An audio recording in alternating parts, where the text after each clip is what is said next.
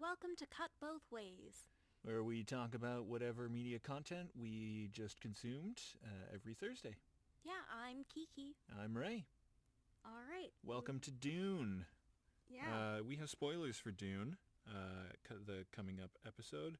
There's a bit of arcane spoilers, spoilers for The Sixth Sense and a little bit Unbreakable.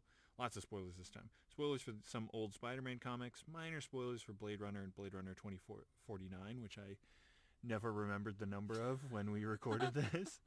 I keep saying like 2077 because of Cyberpunk. 69 for unknown reasons. I feel like there was a game that's like Cyberpunk 2069 or something like that. I don't know. There were, and obviously spoilers for Dune. Yeah, that's it. Anyway, today we're talking about Dune, Part 1, as many people have not realized, by Don Villeneuve, Denis Villeneuve. You know, I sympathize with those people. Why is it that every movie is trying to make a cinematic universe these days? Because that's where the money is. That's sad. You got to speak with your money, honestly. It's like gamers say it all the time about buying these like in-game transactions, and it's true. Like if no one buys a thing, then people aren't going to do it. Well, I'm not sure that I enjoyed Part 1 enough to buy Part 2. I think you're curious enough about the world that you will, just judging on your reactions, that you're going to be like, okay, let's see if they can like make a story out of this weird starter that they did. It's true. It's true. I really like going to the movies. Yeah, and I think like think about any movie that's come out in the past like 10 years since like the dawning of that which must not be named, as we talked so much about it in our last episode. Think about the dawning of that and how many movies that are standalone movies that have come out that have done well. It's true. But that's really unfortunate. I would hope that Hollywood doesn't decide to make movies based on their potential for being a cinematic universe. That's not a good reason to make a movie. Yeah, but you can't make a movie without like 90% of these producers and these production companies that sort of like have a steel grip on what gets released in theaters and what doesn't. And it's like what does get released in theaters are these like Oscar baits and Christopher Nolan movies, honestly. These are the only like not cinematic universe movies that have come out. Yeah, it's true. And that's unfortunate in a way, but I also really like it in a way. I like the continuation of different fandoms. It appeals to me. Yeah, and I think with any like thing that is based off of, say, a comic book or a book or a previous form of media, they want to tell the whole story of what that was. And like, so Dennis, I'm going to butcher his name, Dennis, we'll just call him. He had his previous movie was, I don't know if it was his directly previous movie, but one of his other movies was Blade Runner 2077 or whatever, and that was a standalone movie. It was a sequel, quotation marks, to Blade Runner, but it was not setting up the Blade Runner cinematic universe. It was just, this is the next Blade Runner movie. And so I think he saw the potential for new Dune movies, because we should have watched the original Dune movie. That would have given us a lot of like stuff to talk about, I think. There was an original Dune movie? Yeah, with the guy who's he's in, I never remember his name. I only remember him from Desperate Housewives because that's the only show that I watched that he was in. But he was in oh god, that show about that sleepy town where it's kind of haunted by demons. Twin Peaks. He was in Twin Peaks. The main actor from that. Did you ever watch Twin Peaks? I didn't. Okay. I should. I hear that it's really great. I'll bring up a picture of him and you'll probably recognize him. Maybe not, just because of who you are as a person. But basically, this old movie was made in like the 90s, I want to say, and it didn't do well. It was a cheesy surprised. 90s sci-fi romp. Some people really liked it because I think that Dune is compelling as a story. And so there was like, since then talks about oh, they're going to make more of them. And we just never really got Hmm. around to it. I'm not questioning that Dune is compelling as content. Um, I think it definitely is. I remember reading the first book as a kid and liking it. I remember reading the first paragraph as a kid and being confused and bored and putting it down. Hmm. And I had all of them. I remember I found them Did all you? at Wow. a vintage, or not a vintage, at a thrift store. I found the whole like 6 books, like Dune to like Dune, Sandworms of Dune. I think is like the last one. Uh, and I have them all somewhere. I might have gotten rid Hmm. of them because I was like always planning on watching it all, but then Mm-hmm. I mean reading it all, and then I never did. I never got around to it. Right, right. Yeah, I never read past the first book either. 1984. Wow. This guy. That was He's a long time ago. uh, this guy. I have no idea who that is. I'm trying to think of other stuff that he was in. Yeah, Twin. He's famous for Twin Peaks. I remember him as like one of the husbands in Desperate Housewives. I wonder what else he's been in. I'll look it up while you talk. You have so many You notes. know, I'm curious what you wrote down. well, I think that this Dune movie had a lot of issues besides the content. Hmm. I think that there were a lot of pacing issues in this movie, and quite frankly, I came away being bored. And you know what? It doesn't even work as an act one. And I think that's really one of my problems with it, is that by the end of act one in a three-act play, 6 act whatever, potentially. okay, yeah. But whatever, by the end of act one, you should have a fairly good idea what the characters' goals are. Right? Like you want to Yeah. have goals by the end of act 1 and we just don't have any goals. I have no idea where we're going. I think I agree with you on that, but I also think that that's why I'm compelled more so because when we first saw it in theaters, Mhm. we just rewatched it yesterday out of theaters, Mhm. and I was expecting to hate it the second time around. I liked it the first time because I'm a sucker for a good Mhm. soundtrack, and though this movie doesn't really have a soundtrack, it sounds good. It does sound good. Um, I'm a sucker for a good sounding movie, and I'm a sucker for pretty landscapes. And this movie has both of those Mhm. in droves, It's true. and not much else. And so I was expecting, without those two, without the like quality of the screen and the quality of the speakers in a theater, that I was going to be like, okay, the magic is gone. But then I was more invested in what they're trying to do here, and I remember Mhm. reading between those. I remember the first time I saw it, I was like, oh, it's a classic white savior. White guy comes to desert Mhm. planet. He's the Messiah. He's going to save us all from the overbearing empire, quotation marks. And I was like, we've heard that story 10,000 times. Mhm. And then I read between, after that movie, I like looked up some Dune stuff just because I was curious. I was curious if this was the entire first book, and I don't know that I ever found an answer to that. That whether Hmm. this part one was the entirety of the first Dune book. Um, but then I found that people saying this is not your classic white savior trope. This is a deconstruction of that. And I was like, okay, that's like classic like white person being like, no, it's not a white savior trope. It's a deconstruction of it. And I was like, yeah, every person Mhm. who wants this movie to be appreciated is going to say that because they don't want to think that their beloved fiction could possibly be negative.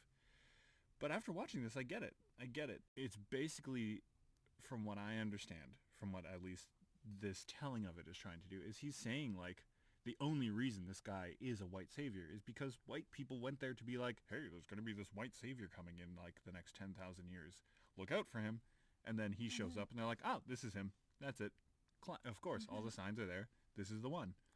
And not only that, oops, I dropped my thing. They created him. They literally like manufactured Mhm. this white savior. So they made the rumor of the Messiah and then they created the Messiah. It's like a Mhm. self-fulfilling prophecy. Yeah. But then he himself, when he's in the tent and he's like overdosing on spice, basically, he's saying like, I see like the world's on fire in my name, and I see like people like killing each other because they worship me under the Atreides banner, and he's like crying and he's like upset about it, Mhm. and it's like he to me he doesn't want this. Yeah. Oh, yeah. That is abundantly clear. It's abundantly clear he doesn't want this. So is that not a kind of a deconstruction? Like there's the classic like I mean, I know what you're gonna say. There's like the classic like I'm resiliently going to accept my place in the like yeah. grand scheme. They even straight out say that, right? They have that walk through the graveyard with his dad, and he's just like, "Oh, people aren't some what is it? Great leaders aren't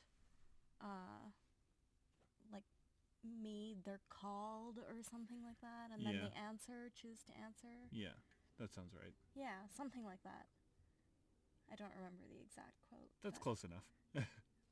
but like that is a classic trope for sure. Can I also say that I find it really funny how this movie cuts their scenes where it's just Hmm. like exposition, pretty scenery, exposition, pretty scenery. And so by the time we got to the graveyard scene and they were just doing exposition again, I was just like, "Oh my gosh, just stop." Yeah, I think that is kind of like as someone who has edited before. I'm in no way an editor, but I have edited before. I think that's a byproduct of there was too much of this film. Mhm. And so I'm sure some of these expositions led Mhm. into some of these pretty scenes, but then they had to be like, God, there's so We gotta much, cut we some got to cut stuff. some of this. Like him walking from the exposition to the lake to Yeah. put his hand in the water and look at his hand in the water. That's 20 minutes Yeah. right there. And so they decided, cut that, put a like exposition in between. Okay, to like minute and Yeah. a half of him like looking at the pretty scenery. Okay, move on. And the second time we watched it, I was like, "Oh yeah, he's putting his hand on the water. He's like leaving his home Hmm. and he's going to a desert." And so this kind of makes sense that this is like this moment that he's having. Hmm. But the first half of the movie is basically a checklist of scenes that they have to get through to get to the second half of the movie. Yeah, it really feels like up until, and we'll talk more in length a bit after we're done talking about this. It feels like that up until the like war, Mhm. and then after they get to the first siege, Mhm. when they're sort of like hanging out with the fr- Freeman. Freeman, Freeman. Fremulon. Freeman. I don't know. Sorry. When they're hanging out with them, that sort of feels like that could have been the second movie. Like if they had just like ended it before that and then picked up from there, because like it really felt like that first part up until the like army comes and kills all of them basically. It just felt like that was sort of the end of that style of editing. Mhm. Right. Yeah. Yeah, it felt kind of like two entirely different styles of storytelling Yeah. from the first half to the second half. Yeah. Yeah. It's weird. I agree with you, but I think this movie was too long, and so I think that's just a sort of side effect of them being like, we got to get this movie out. It's already filmed. Like, we got to somehow find a way to Mhm. get it down to 2.5 hours instead of 4 hours. Mhm. Because no one's going to watch a 4 hour movie. No, I found it hard to watch 2.5 hours of this. Yeah. By the 2 hour mark, I was definitely feeling like I just wanted it to be over. And that's never good because you do have 2.5 hour, almost 3 hour movies that flow really well. The pacing is great. By the end of it, you're just like, whoa, did I just spend Oops. 3 hours? And Uh, this didn't feel like that. I don't know. I don't know that I can think of a movie like that that's like over 2 hours. I feel like anytime a movie hits that 2 hour mark, I'm like looking at my watch at that point, and I always look and I'm It's like, true. okay, this is one of those movies. Even like the most successful film of all time, Avatar. I just checked it because I was curious. 2 hours and 45 minutes. Yeah. That movie was boring in the first 10 minutes.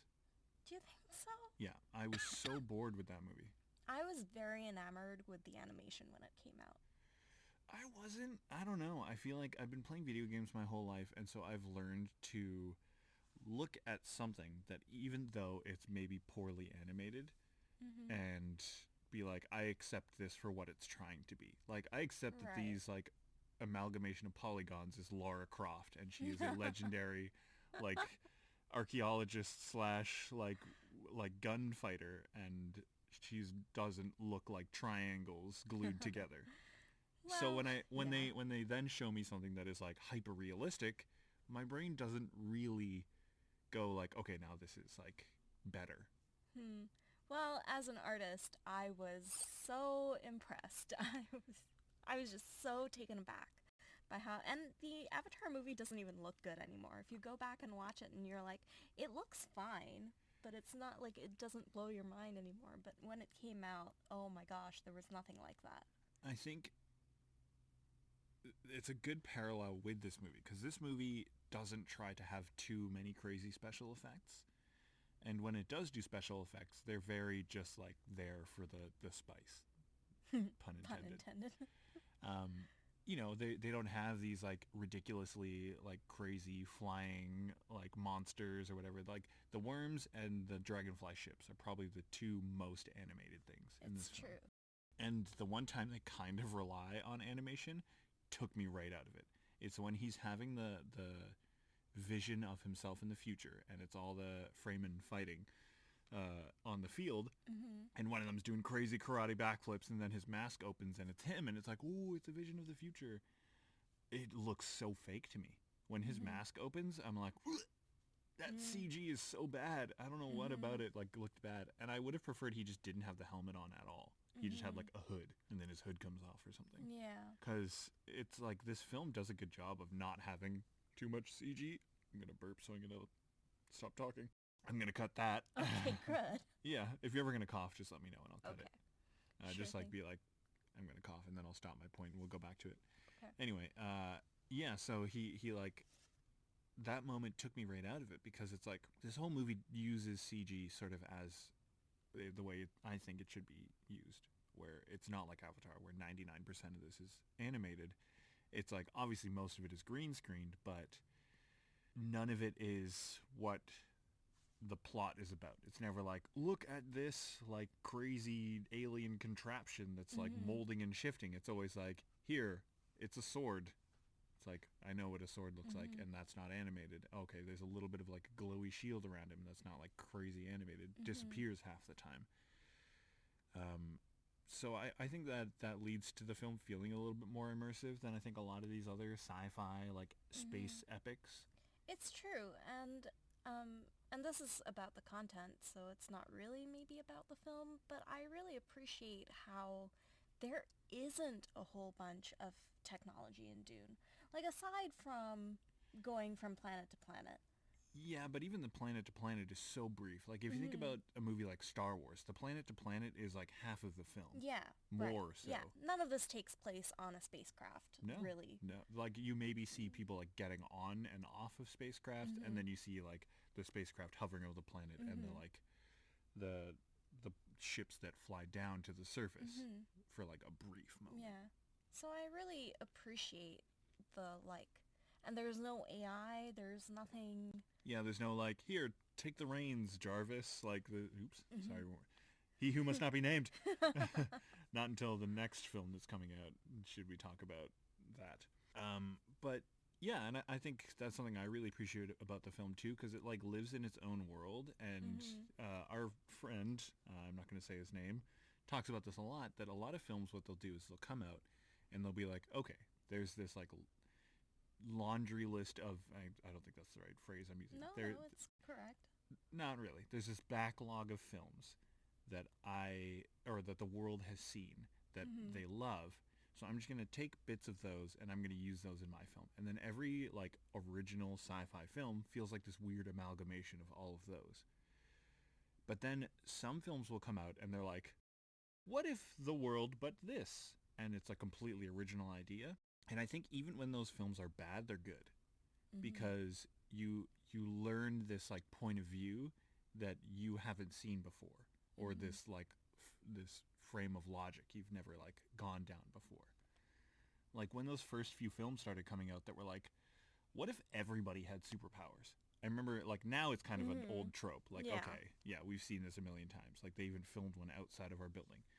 But uh, like when those first started to come out, like I think Push was one of the first ones that was basically like, what if like even the like blue collar workers in the world had superpowers, and it like made these really bad films kind of interesting. Mhm. And I think this film sort of does that. It reminds me a lot of the Chronicles of Riddick, which is one of my favorite films, where it's like there's a lot of like technology, but there's not a lot of like sci-fi in it. Mhm. Yeah. And let's get on to the negatives of that now. That why the fuck are they using swords?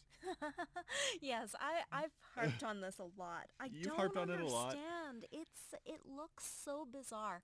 The one battle scene, like the really big battle scene Yeah. in this movie, you see them attacking with these spacecrafts and their explosions and all sorts of things, and you see them destroying other spacecrafts with the same type of shielding, Yeah, right? yeah. And so it's like, why are you going to bother getting out of these to whack each other with swords? It just seems so weird. It's super bizarre, and I like tried so hard. I tried so hard to like logic it, and I think I did my best of like, okay, it makes sense that their shields have this sort of like propulsion technology that if you go too fast, it pushes you away. Yeah, but Maybe in even the book it makes so, more like, sense. they're not fire retardant, surely. They're not, and they're not. They're barely explosion like resistant, Yeah. where like debris takes out a few guys. Yeah, it does. And it's like, so then why would you get Why out would and you? fight Yeah, with a sword just drop then? rocks on each other. Yeah. Drop rocks from space, like It medieval just, style. and so that moment of when he's just there's, oh gosh, what's the commander guy? I don't know that I I don't know know his that I name. know his name. Yeah. This is another problem with this movie. I don't come away knowing anyone's name. Too many sci-fi names. Every sci-fi film suffers from this. No, no. They're not sci-fi names. They're Oh yeah, like, they're like they're Paul just and like Janine and Jessica. Sharon. Jessica. That's his mom, That's his Jessica. mom. Yeah. And then he's Paul. Yeah. And then Paul. God, I don't think I'll ever get over that. Paul. is the least sci-fi name. It's kind of And funny, then and I kind there's of like it actually. Duncan. Duncan, yeah. Who's Jason Momoa. That's a cool name actually. Yeah. Stilgar is like the leader of the people. Right. Gurney. Gurney, yeah, he's got this Yeah. battalion of troops, and Charge! he's just like, yeah, and with me, and it's just like, where are they going? Yeah, what are they gonna do? What are they gonna do? How are they getting to these spacecrafts that they're attacking with? It's like in this movie, I tried really hard to suspend my disbelief for that, and I've like run circles around in my head trying to make it make I sense. just don't understand what they think they're doing. But like at a certain point, I can't do anything because when you have that laser that's cutting through the door, and they show it a little bit earlier, kind of when Duncan is running away in his dragonfly ship, and it's sort of like lasering the city.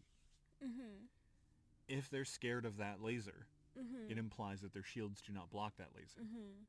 Why is that laser not? It's like when I'm playing video games and you go like, why don't they make their armor out of whatever this gate is made of? Because this gate is blocking bullets. So why don't they use this laser for everything? Why would they not? Yeah, Oh, I it don't takes too much power. Shut I up. know. So that felt useless. The other scene that felt really useless is like Duncan's last charge of like where Yeah. he locks them out. Where no, he locks Paul and Jessica and Dr. Selma Hayek. I don't know. Definitely not. I'll look it up. I have the names right here. I feel like it's close to Lyot Kynes. Not even close. no, Yeah, Dr. really. Lyot Kynes. And he locks them in, and then he goes and he fights these people by hand, and then they bring in the laser. He doesn't delay anyone. Yeah, he In doesn't delay fact, the laser. at No, all. he doesn't delay the laser at all. And the only reason that Paul and Jessica and Dr. Lyot Kynes. Lyot Kynes hang around inside is because they're concerned for them, and they wait until he's dead to flee through the tunnels. Really, it would have been more effective if he just locked those attackers out and they had fled Yeah. instantly. Yeah. Like, it's just such a... It's a badass scene is the one thing that I hate about that is that I agree with you. It's completely useless, but it is a great fight because it like I never see what I would imagine a Dungeons and Dragons barbarian in film. This is the closest thing to that where he goes down to one hit point, he gets down, and then they sort of like forget that he exists, and then he stands back up. The only stupid thing is he does his battle cry instead of like none of them are facing you.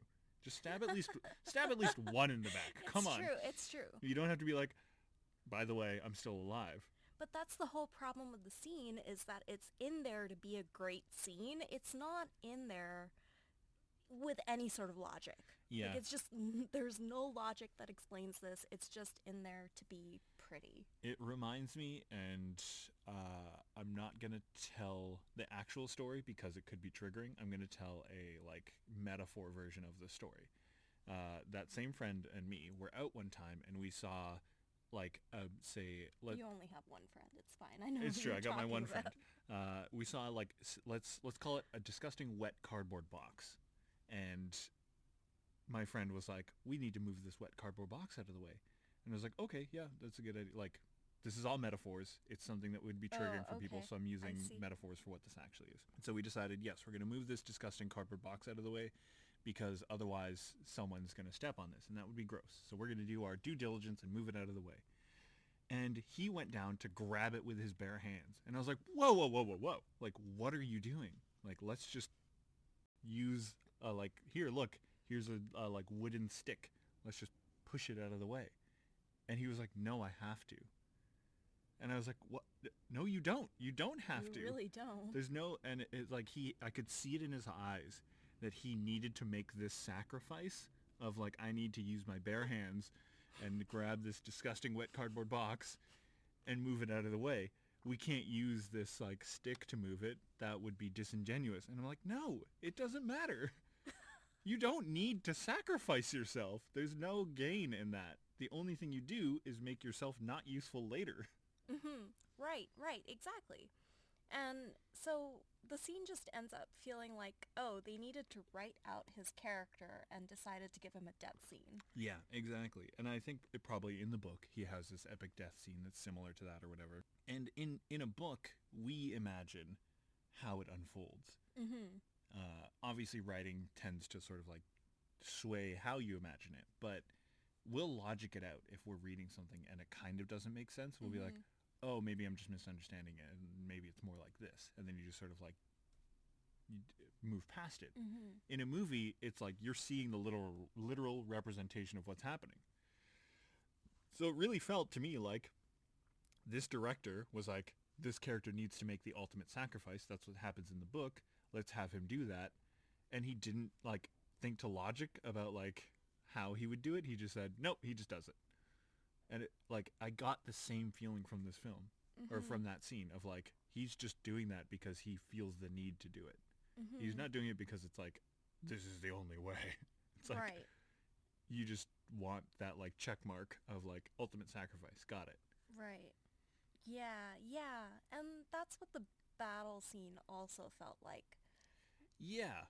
I mean, at that point, all their ships and all their like resources were kind of blown up. So what are you going to do? Not trying to attack spaceships with swords. It's true. And there was a like contingent of them inside the palace that they show fighting afterward. And then the Sardaukar drop behind them. That's a name I remember because I think it's cool. And I love their like aesthetic. They like space float down with their like anti-gravity. It does look very strange. I think that's the point, and I kind of like it. It's like they have this sort of surreal feeling to them. Mm-hmm. Like everyone else kind of feels like they're humans. These guys almost feel like aliens. Mm-hmm. Even though they are like played by humans and they are like represented to be humans. I get the feeling that they're meant to be other types of creatures. Like yeah, because they're all like kind of weird looking. Oh, the head of the Bene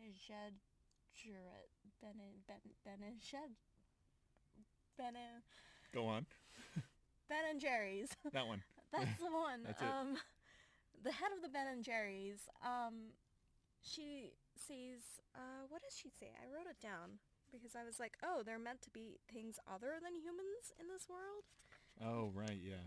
She said, goodbye, young human. Yeah. I was like, that's a really odd thing to say to someone unless there are non-humans in this world. Yeah, I think the only non-human they show is that weird spider person in the boss man, the boss of the Harkonnen, when she's like... Is that a person? No, it's like a weird alien spider No, no, I ant. know, but is that like a sentient... I thought it was some sort of pet. Yeah, but she says, tell the pet to leave, and then they go, it doesn't understand English, and then she goes, leave, and then it leaves, and she goes, clearly it does. Huh. Yeah. Yeah. But I thought that was like some sort of space creature. Yeah, Not... but it clearly understands English. It's true. Yeah, but so do dogs. To Yeah, that extent. but still, there's clearly that is not something that could exist within our world. Right. So there are No, clearly fair enough. species that don't exist in real life. And I think you're right that the Harkonnen and perhaps the Sardaukar are like some sort of other species, or it's implied that they're slightly very different. Clear. They look very human. Everyone looks human, It's true. basically. That might be on purpose. I know a lot of like, It's true. Except the Harkonnen are just all bald. yeah, Is that... it's just how it goes in life. Born on another planet, no hair for you. There's another thing. So like the Harkonnen and the Sardaukar are sort of, and I like it. I kind of like it. It gives them this like this uncanny valley feeling that they look human and they act human. They speak English sometimes,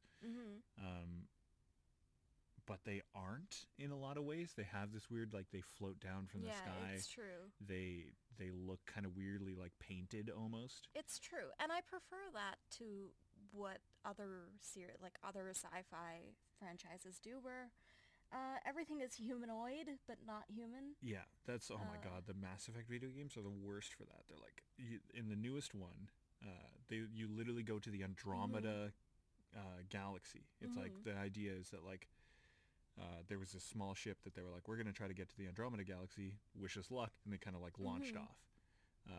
And then this is what happened to them. They made it, woo, but they're kind of cut off now because you're in another fucking galaxy. Right. The first species they meet there is basically just humans that kind of look like cat-ish, that have like kind of wide heads. Right. It's like they have arms, they have legs, they have Right. like torsos. Right. So Yeah. as long as they have those, doesn't matter. Those are humanoid to me. Right. And I realize that this is a constraint of filmmaking, but not really anymore because we have a lot of CG and we could probably fully animate characters. Yeah. But I hate it when sci-fi does this, where it's like, there are these aliens and they're so completely different, like something we've never seen before, but they're clearly humanoid. They breathe through their hands. Whoa, who'd have thought? No, but so like I think that can be really bad in a lot of films when that is the narrative that they're running. Yeah. This movie doesn't run that narrative. That is probably one of the few lines that mentions that there are something other than human. So it would be easy going through this film just assuming that they're all humans, that they're just like augmented in some way. But I think they're not. I think they're not. Made another note when the Sardaukar, when we had one of their scenes, one of the characters blinked and like the blink was really weird, where like it looked like one of the eyelids was closing from the top like normal, and then the other one was closing from the bottom. That was the like whoa. assistant of the Harkonnen. Yeah. Yeah. Okay, yeah. Come on, get it right. Harkonnen, Sardaukar. You know what? They're Atreides. all bald and white, so it No, the gets Sardaukar kinda weren't hard. bald. The Sardaukar were the ones that had like. They're the ones that has that. I love that sound, by the way. Yeah, they're like the emperor's like personal like warriors, basically. Are they not bald? They're not bald. They wear white suits, white-ish suits, and they're the guy that goes like I can't remember what he says, but he's got a little bit of a beard and he's got hair, and that's the exact scene you're talking about. They're on the like super rainy planet. Yeah. They're not bald. They're not bald, Oh my gosh. and they're all getting marked by the blood mark. Exactly. Yeah. Oh Yeah. my gosh. No, they weren't I bald. don't know. My Yeah, brain it's just the Harkonnen that are bald. My brain just does not comprehend people's features. Unfortunate, but true. Yeah, but they felt otherworldly. So the Harkonnen felt otherworldly because they're kind of like super pale and bald and have like basically no hair. They felt otherworldly because they literally like slow float down into scenes. It's true. And it's really cool. I like it. It is cool. It gives them this sort of otherworldly feeling. And like the thing I hate about it is they never show and don't tell. They always tell and then show. It's true. It's true. We get a lot of redundant information that way too. Yeah. I mean, we have all of these scenes with Paul, my boy. My boy. My boy. And he watches all these like projector sort of slideshows about Dune, about Oh, the Arrakis. Arrakis. That's the one. Um, It and just clicked to me how close to Iraq that is. yeah, yeah. No, I don't know how it's that never clicked for totally me. It's it's totally like a totally metaphor. yeah, Yeah. it really is. And like Oh, um Frank, come they on. no, and then in a later scene they call Jessica Sayedina. hmm That is pretty much directly from Arabic. Like Yeah. it's an Arabic root. Sayed means blessed, hmm and Sayedina would just be the female form of that. So like Yeah, literally they literally just like, yeah, and obviously it's oops, very maybe. like it's very Middle Eastern. Like it just is. It feels like the words are Middle Eastern inspired. I don't know that any of the aesthetics are Middle Eastern inspired. I saw a bit of Japanese inspired, and I saw a bit of like, besides the like head wraps, those were a little bit Middle Eastern inspired, I Yeah, think. you're right. There's not really that much. Yeah, there's not a lot. Even that when she's like got the handmaidens lined up, they just kind of look like sci-fi. Like a few of them are a little bit Middle Eastern leaning. They have like some of the Hmm. like markings on their skin that feels a I little like feel like henna-ish. that might be more because Frank Herbert wanted Middle Eastern inspired, but had no idea what that actually was like. It's true. No So, way. I want to look at who is Frank Herbert. We were just well, talking about how they they don't do the show don't tell, they tell and then they show. they do And every time. the point that I want to talk about is when oh god, I can't remember his name. The guy we were just talking about, the like with me like captain of the guard. Uh, he's talking, or he's training Paul, and he's like, Uh I'm huh. training you how to Yeah. fight. And he goes, have you ever fought Harkonnen? They're brutal. And the way he says that line is so good. And that actor, I can't remember his name, Ethan Hawke, Ethan Hunt, something like that. He does a really good job of conveying this like grizzled commander that's like he's seen his shit. Mhm. He's too old for this shit. Mhm. Yeah, Um, I like a lot of the oh yeah, characterizations in classic this. white guy. But Um, he says that, and then when they fight them, they're just guys. it's true. There's nothing about It's them true. that is like more brutal than like anyone with a fucking sword in their hand. I would have loved to have seen them have like something that they do that makes them terrifying. Mhm. And like it could even be something that's not that effective technically, I mean, it could have been anything like just having like blue war paint and like a really great battle cry. You know, or like maybe it's they those do sorts of something like things that are something weird, like effective. they like cut the tongues out of the people they kill, something like Sure. brutal and like disgusting, because he says they're brutal, and like either that is in the way that they fight is brutal, so they're like Mhm. hard to fight, quotation marks, because of how like monstrous they are, or they have some sort of thing that they do that Mhm. makes them brutal. And I don't see either of that. I don't see them Mhm. in any way being brutal. I just see them being relentless is more what I would see. Mhm. Yeah. Well, I would have liked to see something. It would have been a little bit gore porn, I think, if they tried to do that. Maybe there's it's something in the book true. that shows I what they do. They really like love. plunge their hands in the chest and rip out the heart. And I was like, I don't want to see that. No, I I don't don't want to see care. that. I've seen that in 100 sci-fi films. I don't want to see that anymore. Yeah, Frank Herbert, classic white guy. Could have assumed. American science fiction author. Yes, he Well, was and born it in was America. 1965, so Yeah, I'm gonna assume that he didn't know that much about the Middle East. and he was born in Tacoma, Washington, in 1920. So yeah, not a lot of Middle Eastern culture bleeding over there, I Hmm. think. I mean, in that case, I find it kind of like great that he like incorporated Saeed and Saeedina into like. Oh, he never finished Dune. Oh wow. That's so annoying. Ah, why are so many things being unfinished? And like, I guess this is probably one of the first. Dune 7. Come on, dude. Finish your books. You're on the seventh film and you're not gonna like finish it, or seventh book, and you're not gonna like just wrap it up, man. Yeah. Well, It's like gotta make a living. it's got to make a living, but it's like if you've made 6 books that are like some of the best-selling books of all time, sci-fi books at the time, obviously. Hmm. This was before Star Wars, so like Oh yeah, of sci-fi course. was like new basically. There was like Frankenstein maybe and Dracula, but there wasn't really like anything big that was like spacefaring. I guess maybe Hmm. Metropolis I think had come out. Jules Verne did a lot of classic sci-fi, 20,000 Leagues Under the Sea. I know he did some space stuff. He did some space stuff. War of the Worlds. War of the Worlds. That's probably the H.G. closest. Wells. Oh, is that H.G. Wells? Yeah. I don't care, to be honest. Okay. Like, well. to me, it's like, though these were the progenitors, I think Mary Shelley is the only one I really care about. Other than that, the names are just going to slip my mind. Mm-hmm. They're just some white dudes that wrote some stuff about, like, how tragic is our world. It's like, you don't know how bad it is elsewhere. Mm-hmm. Like, you don't... you have to go to war? Imagine living somewhere where it's always war. Mm-hmm. And, like, I just feel like a lot of them are written poorly. Some of them are adapted well in certain instances, but they've been adapted so many goddamn fucking times that I'm tired of it, you know? It's true. I think that's why I like... to say I liked Dune is... I'm still, like, iffy on it, but I really liked Chronicles of Riddick, and that is a bad film, objectively. It's pretty bad. But I liked it because it wasn't based on anything, and it did stuff that no other film does. Wasn't it based on a book?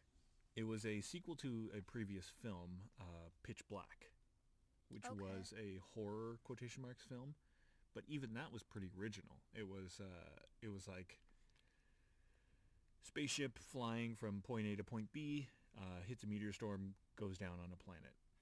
Planet has sort of been unsurveyed, question mark, and then they have to like figure out a way to get off the planet. Turns out every couple of years there's like 100 days of night, and then these monsters that can only exist in the night come out.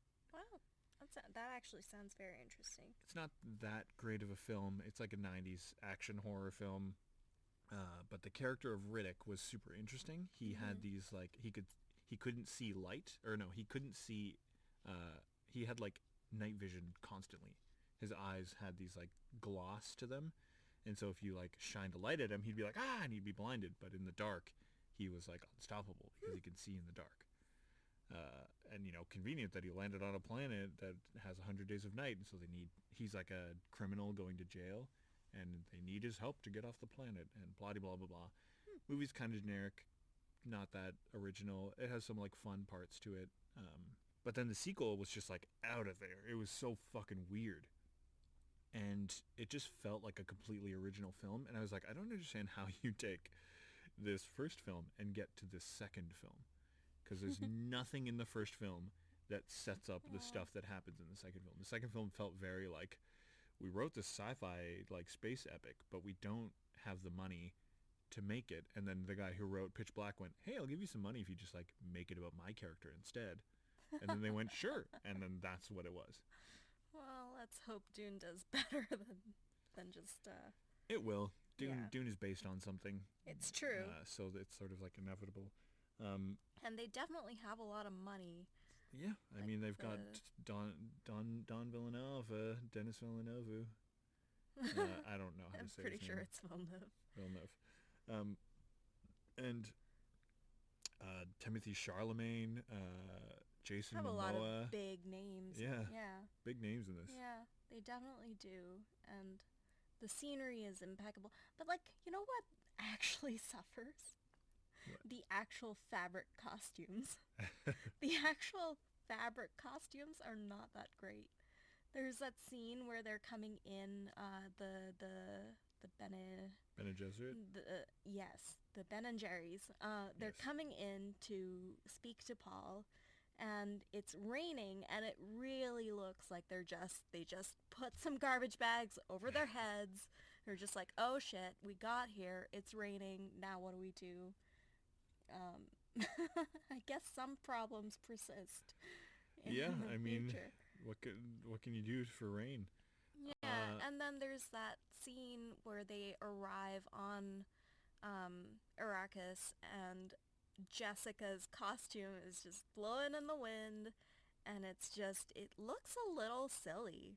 It they could have just weighed down some of those seams and had it flow much more, like, in a much more pretty fashion, but it's just whipping all over the place, and it looks like it would be very uncomfortable. To me, that just like leads to them being from this like not windy planet and going to like a windy planet, being like, oh right, oops. Oops, I wore a lot of flowy chiffon. Yeah. Where I maybe should have weighed it down a little on the Apparently there was ends. a sequel to the old Dune film. Hmm. They did Children of Dune, which I think is the second book. I had a list of the books in order, but I think I accidentally closed that to open this. Um, yeah, they did. It looks to me like they did Children of Dune, which is maybe question mark the second film, and it's got James McAvoy. He's the guy who plays Charles Xavier Right. in the X-Men films. Well, a much younger James McAvoy He who just, I mean, probably didn't charge that much at that point. yeah. Um, will Dune have two movies? I'm Probably. curious. I think it'll probably have more than two. Just based on the pace that we're going at. Yeah, but I think they made this film because I think ideally anytime a director comes with the idea that they're going to make this like collection of films, Mm-hmm. if they can, they're going to film them all at once because that makes things just easier and better. Because then no one ages rapidly throughout two films. Say Right. if it takes you like 5 years to Right. make it, or tragically passes away. But they didn't do this with this film, and I think probably because these sci-fi operas are very hit or miss. mhm. They almost never get a part two greenlit. But they did. They got it greenlit. Yeah, good for them. I mean, Dune did do well, and I think it deserved to do well. It was very pretty. There were problems in it, sure, but I don't hate it. I thought it was an okay movie. I don't hate it, and I think what I'm excited for, if they do make a part two, is I want them to lean into Desert power? desert power. God, oh man, You want them to lean into desert power? they got that. They have it. They have the desert power. Let's move on from saying desert power. It's such a cheesy line. It's got to be in the books. Desert power. Desert power. No, he says it very like erotically. He goes like desert power. And he's like he's horny for desert power. His dad and him. I want to read the first book just to see if they say desert power. Oh, Because if they man. don't say desert power, and they like either ad libbed or added that, That's got to be like the most white colonialist line. in the whole thing. it's true. It's just desert power. But so I forgot what I was saying. Oh, I You hope hope in they the second lean film they lean into- into what is actually happening and what isn't happening. Because we're about to watch The Witcher Season 1 so that you can see it, so that we can talk about The Witcher Season 2 when it comes out on December 17th. The Witcher Season 1 does a thing, and it's better to know this beforehand, so this isn't a spoiler. The film is not in chronological order. What do you mean Or film? the show is Oh, not the in show, chronological okay. order. And this film kind of does something similar, where you see a scene of him, like, talking to someone, I will teach you the ways of the desert. And then he meets him later. Right, and he then kills him. He kills him, because it's I like... mean, he's got a really shit power, unfortunately. It's just like, I sometimes maybe know what's going to happen. I think the idea is that the world is sort of like showing him what to avoid, but also teaching him what he needs to know. So he sees like a future where he learned how to fight from this guy, and then he has to fight him so that he can beat him. So in an alternate, future, they were friends, but sadly, this is the reality. You're in the reality where you have to kill him. Right. Paul must die so that the No. Quetzat Satarak may live, or whatever they say. Right, yeah. Yeah, I guess that checks out. To me, I think that there's something cool you can do with that. You could have an entire scene of the film of like him doing a thing, and then you cut back, and sort of like what happened in Arcane, where they show Jinx and Echo fighting, and it's them as kids fighting, like they're playing around, it's happy. Echo loses, but then it goes to the reality of it. Echo's learned, and it shows him, running, and then he wins the fight. Yeah, okay. And that's my favorite fight in that film, or in that, I keep saying film, in that show.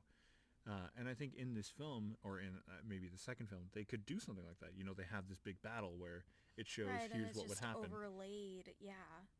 Yeah, that would Maybe be not even good. overlaid. Maybe you do the whole scene and then you show uh, maybe he loses at the very end and then he Mm-hmm. goes, I've learned the lessons from Yeah. that reality that Yeah. I've just witnessed. Now let me use the lessons I learned to win this fight. Yeah. And I think that's sort of what they were implying with when he's like seeing the flashes of him dying. That he's like learning, okay, if I fight this way, I'm gonna die. Right. I have to fight to kill. Yeah.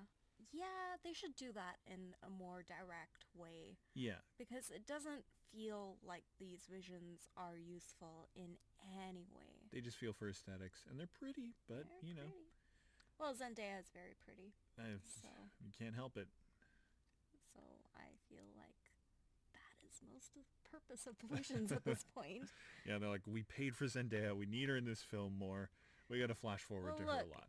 listen, if I could have dreams of Zendaya as well, Yeah, I would also I'm gonna tell you have one of the great dreams secrets of life. Zendaya. You can dream of Zendaya. You can do it all you want. Yeah. So I'd say this was a good movie. I think it leaned a little too heavily on the like what is happening, what is not happening. Not that. That's not what I'm trying to say. They leaned a little bit too heavily on the like weirdness of it. Like the indirectness of what they're trying to say and the indirectness of what the plot is going to It's be. true. It was very indirect. It was so indirect, I actually completely misunderstood what was happening the first time we watched it. I thought that the like combining of bloodlines and gifts is like because he is the heir of the House of Atreides and he has these powers. I thought the visions were just a him thing. I didn't think that like the visions and the voice were two powers that they were trying to combine in one person. I don't know that that's exactly what they were trying to do, but they were trying to combine bloodlines in a way that made Right. someone who is what they theorize to be someone who can bridge time and Right. space is what they say. Right. Someone who can like see into the future and can affect it. So Right. I imagine so I that imagine that this voice yeah, power, the I idea get of it it. is they have a slight control over reality to varying degrees, I guess, of people who have that power, Yeah. and that they think that if they amplify that power through bloodlines enough, they could make it someone could literally be like, die, and then someone Right. will die. Well, see, here's why I misunderstood this. Because the leader of the Ben and Jerry's, um, Bene Gesserit. yeah, Ben, Just keep going. the Ben and Jerry's, she says to Jessica, "You were told to bear only sons," and I thought, oh, it must be that daughters can't inherit the House of Atreides. And that's why, like, she wanted the House of Atreides to not have a male heir or something like that. I But think she now, says you were told to bear only daughters. yeah, you were told to bear only daughters. You just said the opposite.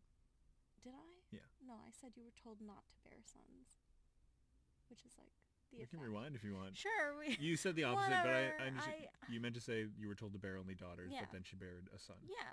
And so I thought that this was some sort of succession thing, but no. I think it's both. What's it worse can be. is now that, like, but no, women can have powers in this world. Like, aren't the Ben and Jerry's all women? Yeah, I think that's sort of what the implication is, that like if you have a daughter, they join this order. Oh, And so right. because she had a son, the son is not obligated to join this Right. order, but he has the power that the Right. order has. Okay. It's I sort of see. like the opposite of real life, where there's all these like male dominated organizations that are like, oh, you got to be a man to join the golf club or whatever, and then someone had a daughter instead, Right. and they have the right to go into this order, but this order was supposed to be sort of like gender exclusive. Right. Right. And so they have no say over what this son does, and Mhm. also it's like it's what you thought as well as what I was saying, where it's like he is also the heir to the House of Atreides, which is like a big house. They're like Mhm. they're borderline threatening the Empire, which is why he like does this coup on them. Right. Exactly. And so he has this Messiah power, where he can see through time and space, and he can command with his voice, but then also he is kind of like a king. Right. Yeah, but didn't they know that he was going to be male this whole time? Like, they had prophecies or something about him coming, the signs. Yeah, Did the signs not mention that he'd be a dude? they Not that they it's did, but the important. idea is that they wanted to sort of like there's probably been in the past people that have claimed to be this Quetzalcoatl or whatever it's called, but I think it's implied that they wanted it controlled. They were going to go like, okay, we're ready. You are going to be the one that bears the sun because your power is the strongest. So have a son, and they're going to be the Messiah, and we're going to like raise Right. them ourselves, and we're going to like teach them the way of our order or Right. whatever. But this woman, she decided I'm going to do it on my own because I think I can do it, and that's why she says like, we were told to bear only daughters, and now you're trying to force this. There's another word they use. I don't want to keep saying Quetzalcoatl or whatever. We'll just say Messiah. You tried to force this Messiah. Mm-hmm. And that's why they test him in such an extreme way of like, Mm-hmm. if you don't pass the test, I'm going to stab you because, it's a poison needle that'll kill you instantly. Because if you were not raised in the way of our order, there's a chance you're going to be a bit of a maniac Mm-hmm. because you haven't been taught to control your impulses. Yeah. And if your impulse when you're feeling a pain with your hand in the box is to pull away and lash out, then you react like an animal, she says. Right. And I would have had to kill you. Right. But if you can sit there and you can bear the pain and you can like, not lash out, then you have some level of self-control. Right. And you're quotation marks worthy. Right. But we're keeping an eye on you. Yeah. I mean, Jessica is a very underutilized character, I feel like, in this film. A lot of her scenes are just her kind of having a breakdown, which is fine. It's fine. She can have her breakdowns, but it kind of feels like that's the only thing she does in this film, which is unfortunate, I think. Well, she did lose her husband and get forced to go to some other planet and was like exiled, and her like kind of scheme was found out. Yeah. Yeah, no, it does make a lot of sense for her to have breakdowns. I just wish that there were like shown to be more to the character. Like, because I think she would be very interesting. Why did she force this Messiah thing to happen? Why did she think that was a good idea? Why Like, not? Wouldn't you be the one who wants to like create this? absolutely not. I don't know. I think it'd be cool. Absolutely not. That's the other thing is like I feel like the fact that this kid is like what 16 to 18 years old is it implied? I don't actually know I how don't know. old he's He supposed to be. reminds me a lot of my brother, and he's 18, so I feel like Let's say he's that's 18 years reasonable. old.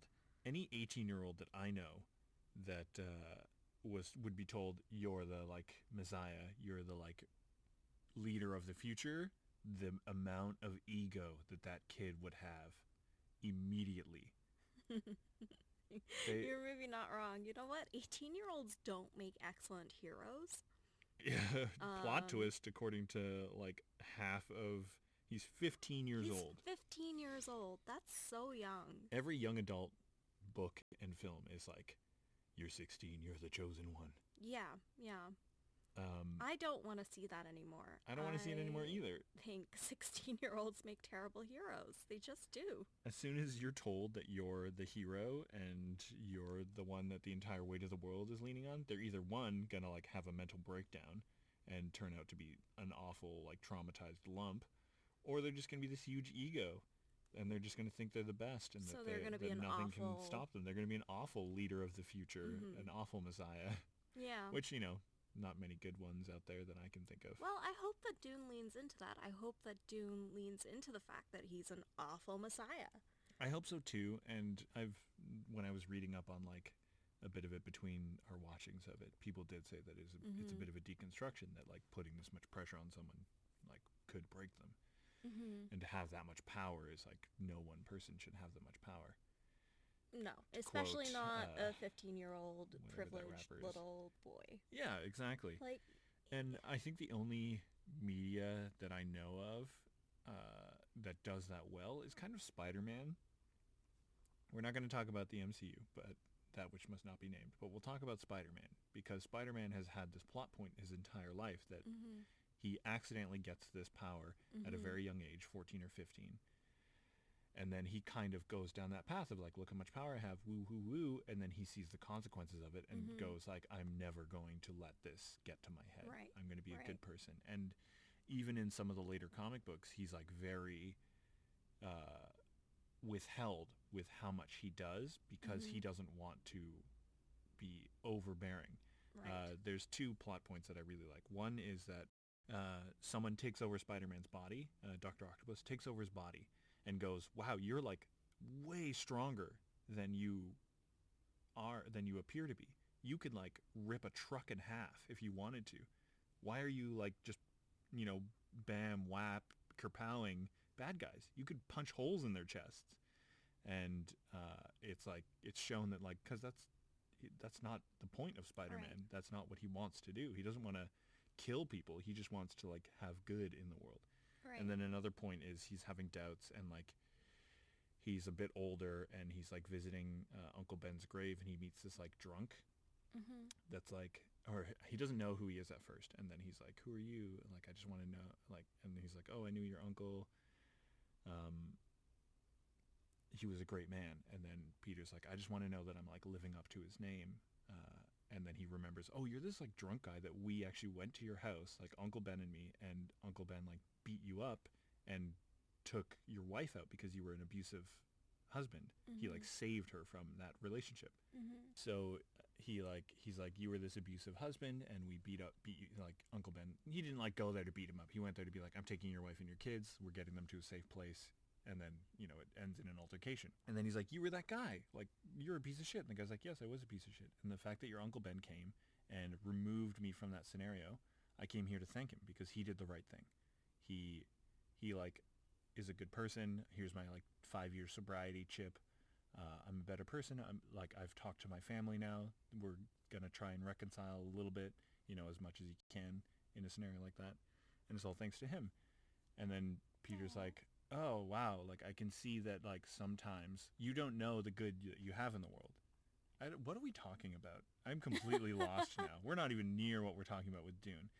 Anyway, we're talking about how the hero trope, the like forceful hero, sort of, childhood messiah. Yeah, and so he's like an older man, and he thinks back about like there are these things that I've done where like maybe I beat up the vulture or whatever, but I saved like 7 people in that scenario. And those are 7 people that their lives have like continued. And he's like, I don't remember exactly how it goes. It's been a while since I've read a comic book and like read that story. I feel like it's not that old. I feel like it's from like 2014 or something. But it's like, it's cool to see that like there is this excellent example of the Messiah trope. Like Spider-Man isn't said to be this Messiah, but he's like the kid that makes it, He's the kid that decides I'm going to do good no matter what. And a lot of these other tropes, they kind of have this like Superman side of it where it's like, I'm going to do good no matter what. And the story is about them having to unleash, sort of. The story isn't about like, look how long I can uphold my morals. It's about, look at this one time I had to break my morals. It's like every Superman story. It's like you either send someone who's as strong as Superman at Superman, or you threaten the people around Superman. And like writers feel that that's the only way to like have him have a plot line, and they're kind of right because he's like written so invincible. But I think there's a danger of that happening in Messiah, that he can see through time and space and he can affect the reality around him. But like, how are you going to stop him? Already sort of happened, really, because he fights that guy. Yeah. And he doesn't want to kill him. It's an honor fight, so it's not for the moral good. Yeah. And he ends up killing him. And I get that it's like me or him, sort of. Yeah. It's set up that way. And he gives them the out to be like, do you yield? And they're like, this is not our way. This is not our way. And so it does feel like the story is going to be about him breaking his moral values. Slowly breaking his moral values of like not wanting to be this like overlord. Yeah, and that could be interesting if they do it well. Who knows if they'll like end up Well, if they making treat more it than two. seriously, but if they just ignore that that's what he does when put on in these positions, Hmm. then it's just going to end up being a really bad sci-fi movie. Like it's just going to end up being the same that we've always had. I think that's not going to happen, and here's why. Because I've Okay. seen one other Denis Villeneuve movie, and that is Blade Runner Mhm. 2069 or whatever. And that movie is amazing. Like I can't even begin to. I don't like the Blade Runner movie. I think it's a bit overplayed. The only thing I like in the Blade Runner movie is Rutger Hauer. He plays the villain in it. He has that Mhm. classic like, oh, if my memories will disappear. Have you ever seen Blade Runner? No, I haven't. The first Blade Runner movie is Or basically well, like I did, but I think I was like 4. So, I watched it when I was a bit older. I watched it when I was like 21, 22. yeah. And the first Blade Runner movie it's old, so Yeah. it's a bit tropey. But the whole idea is like, what does it mean to be a human? Are these like artificial beings human? Do they Mhm. have like emotion, Yeah. Drawing on or are they the just novel. programs? Um, and throughout the movie, it's implied that the main character is an android, and they never really answer whether he is or isn't. And so it's been this debate until they released a director's cut of the film that kind of answers like yes or no whether he is or isn't, Hmm.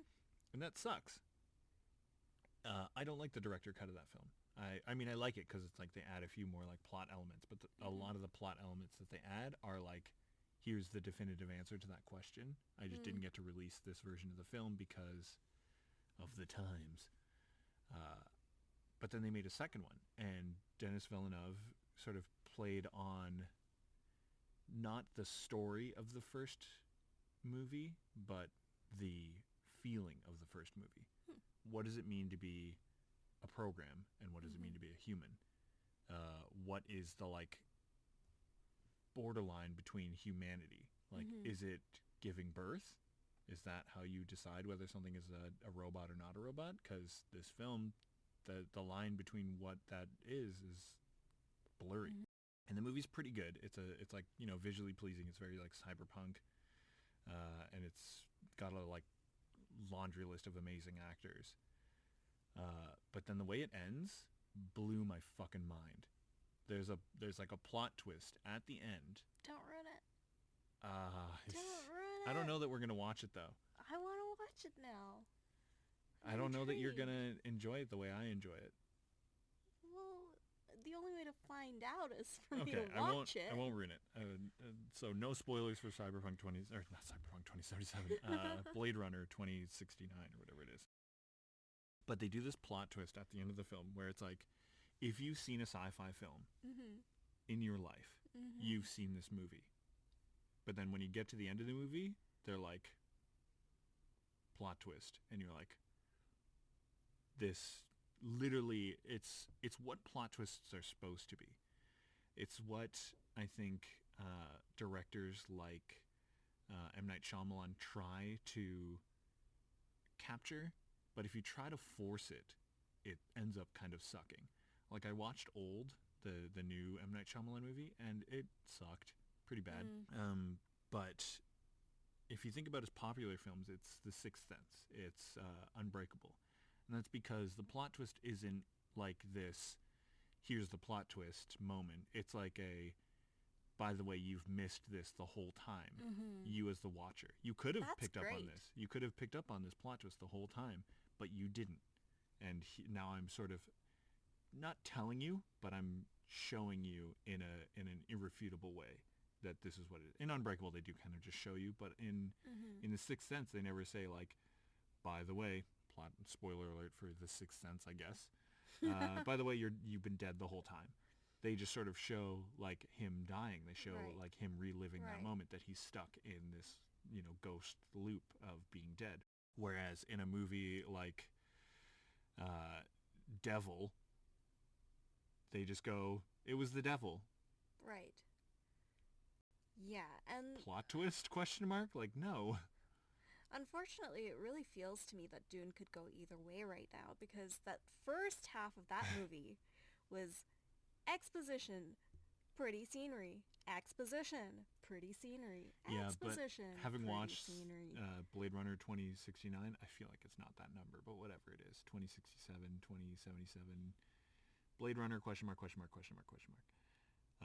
The That movie is so pretty and so good, and then the like plot of that movie just like makes me happy. Mm-hmm. It makes me believe that there is hope for future films, that there can be original plot lines that come out, that like, because it's like a lot of the time when films come out, I sort of like go like, yeah, I've seen this before. Even something like a movie that I liked in the past little while. I guess we are going to bring up the MCU. Even a movie like Shang-Chi, where it's like, I really enjoyed this film. There's nothing that like. There's nothing really bad that I have to say about this film. Mm-hmm. I've seen this film before. Well, yeah, of course. Of course. But I think that's part of the strength of it, is that I've seen this film before. It's this great homage to Yeah, but you can homage like, something without just being... Hong Kong action movies of the 90s. Like, those were really fun. You can be a movie that pays homage to that sort of thing without having the exact plot elements of it. And that's kind of what... It's very fun. I agree with you. I love Shang-Chi. I think it's a great film. But nothing about Shang-Chi felt like I've never seen this before. Besides the like level of CG in it, maybe. But in Blade Runner and hopefully in Dune, because after watching Blade Runner, I believe that this director is capable of it. There can be something that you go, wow, I did not see that coming. I hope I've so. never seen that before, and I don't think anyone could ever do it again. I hope so. Because, yeah, Dune was an okay movie. I feel like the narrative pacing was a little incompetent. But I wasn't excited by anything that happened. Yeah, it's true. Even the big fight scenes, like besides the one with Duncan, that was a pretty cool fight scene, but it was very short. It was maybe like 15 seconds. There's no like epic moment, you know? There's no like, It's whoa. true. Like when the worm is there, that's pretty cool, but that's just a big like, look how much CG we have. It's true. And there wasn't any moment where I felt like I related to the characters. I didn't have that big character moment of like, I'm on this character's side. Mm-hmm, You know? mm-hmm. For any of the characters. I felt a little bit with the sort of like beleaguered leader of the Fremen, where he's just kind of like, yep, Yep. Okay, you're not gonna, yeah, anyway, I don't have anything else to talk to you about. Like, I don't want to be here. I want to go. And he just seems so like jaded and done with politics. It's true. I loved that moment. Yeah, Javier Bardem's he's good. He's a good actor. I agree with you on that there's no moment in this film that I can think like, oh, remember that time in Dune where like blah, blah, blah, blah. Yeah, there's nothing. In fact, I will have a hard time remembering any time in Dune. I'm pretty sure in 2 weeks I will have forgotten what this movie was even about. This movie is the polar opposite of the Tron movie for me, where if you put on the Tron movie and turned off the screen, I could still watch the Tron movie. Mm-hmm. If you put on the Dune movie and turned off the sound, I would still enjoy. Turned off the dialogue. You like the sounds. I like the sounds, but visually, it's very good. It's I true. like how visually it looks. it's nice. So to me, they're polar opposites. That like Tron, I could turn off the visuals, whereas Dune, I could just turn off the sound, and I could just still watch this movie, and I would have the same level of enjoyment. I think. It's true. It's true. Unfortunately, the dialogue doesn't really do much for this movie. It doesn't. It just feels very like, here's the plot. Just write that down. Right. We're gonna be quizzing you later. And then when they do have dialogue, they just come out with cheesy nonsense like desert power. Desert power. Well, we're just about wrapping up now. I don't really have anything else that I can think of saying. No. I have like written down other lines where I was just like, huh, that's really cheesy. Or it was like, I see you found the mood.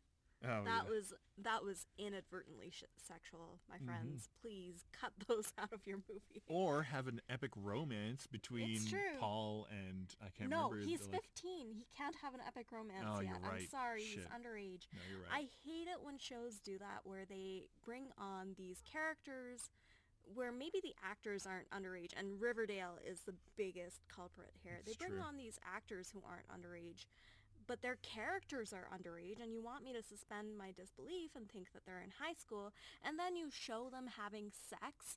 No, I don't want that. Their characters are 16. I don't want to watch 16-year-olds having sex. So, gross that he's 15. Timothy Chalamet, 25 years old. Okay, fine, but he's 15 in Yeah. the movie. His It's just character so is 15. weird. It's so I like don't want to watch 15-year-olds having sex. it's so unbelievable that they try to like pawn these kids off or these adults off as kids. It's like weird. It's so confusing to me. I get it. They're like actors and 15-year-olds can't fucking act. But it's weird. It's weird to me. Well, and it's not even that. Then they bring on these actors and they're like, oh, they're these attractive adults that people would maybe like to watch having a moment. No, if your character is 15, I don't want to see the actors having Yeah. anything. If you're going to expect me to suspend my disbelief that this character is 15, don't then do something that makes me have to think this is happening to a 15-year-old. Yeah. Yeah. Nope. Hate it. Don't want to see it. Don't Yeah. want to I hope they do maybe do it's like a time gross. jump 6 years in the future Yeah. for Dune. It's true. Because then they're 21 and all bets are off. Yeah, 21 is fine. No, even 21-year-olds. It's like, It's young, but I wouldn't feel like a pedophile. it's true. Make this character 21 years old and have an epic romance between him and the Weapon Master. Yeah. I'm down with that. I would be so down. That'd be great. They were probably the two best actors, I think, in the film. I liked... It's such a waste of that actor. And they don't show him die on screen, so maybe they'll bring him back. Yeah, I don't maybe know. he doesn't die. But he has this interesting... I think he's like literally like Bible religious, like Christianity religious. Because he quotes the like actual Bible, doesn't he? Does he? Yeah, he's the one who's on the spaceship reading the tiny little book. Oh, right. Okay. And he says a few lines, and I don't know the actual Bible, so I don't know if they're actually biblical. I don't know. But he's like this semi-religious, like war master, whatever the hell he's supposed to be, general. Yeah, he's an whatever. interesting character. He's I an wouldn't interesting mind character, seeing more and of him. he's an amazing actor. Boy, do I love fucking what's his face. Listen, I'm really bad with names. Josh Brolin, that's what his name is. Ethan Hunt is the guy from like Gattaca, or Ethan Hawke, whatever. I get them mixed up. I think they play brothers in something, and that's why I thought that. I don't know who they are. So. Yeah, Josh Brolin. He's Thanos. Oh, okay. Cool. Yeah, he's a good actor. And he's Cable. Talk about Hottie McBody. Cable. Yeah, we're kind of just about done here. Tell us what the cheesiest line in this movie that you think is. Yeah, because it's hard to beat desert power. I see you found the mood. Anyway, I don't really have anything else to say. No. Don't make 15-year-olds have sex on screen. That's about it. Make a second film. Yeah. I would watch a second film of this. I don't know that I'd watch this film again, but I would want the sequel. Yeah, I would be interested in seeing the sequel. Yeah. But if the second one doesn't hit it out of the park, I'm not watching a third one. I'm not paying for it. If the second one isn't either a full-out sci-fi action movie or a trippy as balls, like what is time and space to a godly being, I don't think I care. Yeah. I don't want to wait 6 films for that. Yeah. Yeah. All right. Well, this has been fun.